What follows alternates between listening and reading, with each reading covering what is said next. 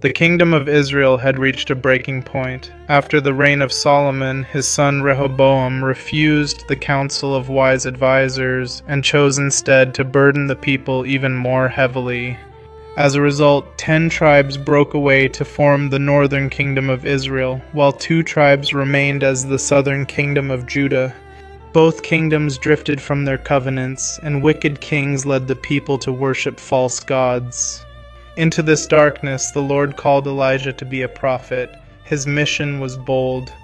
He declared a drought upon the land as a consequence of Israel's idolatry. For 3 years, no rain fell.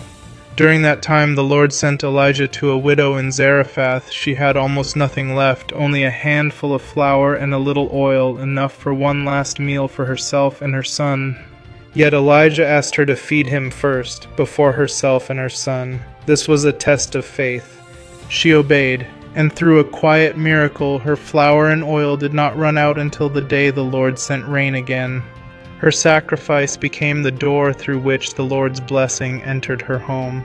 Later, Elijah confronted the priests of Baal on Mount Carmel in one of the most dramatic moments in all of Scripture.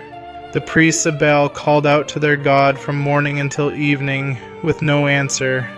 Then Elijah repaired the altar of the Lord, drenched it with water, and prayed. Fire fell from heaven and consumed the offering, the wood, the stones, and even the water in the trench. The people fell on their faces and cried, "The Lord, He is God." But even after this great miracle, Elijah found himself exhausted and afraid, fleeing into the wilderness. He sat under a tree and asked the Lord to take his life. The Lord did not rebuke him. Instead, an angel brought him food and water and told him to rest.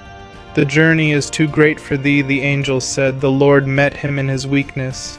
At Mount Horeb, Elijah witnessed a great wind, an earthquake, and fire, but the Lord was not in any of them.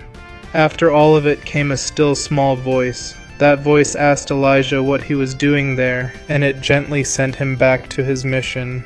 The Lord spoke not in spectacle, but in quiet. This is how He still speaks. Not always in mighty miracles, but in still, small promptings meant for you alone. When you feel alone or discouraged, remember Elijah. The Lord knew where he was. He sent help.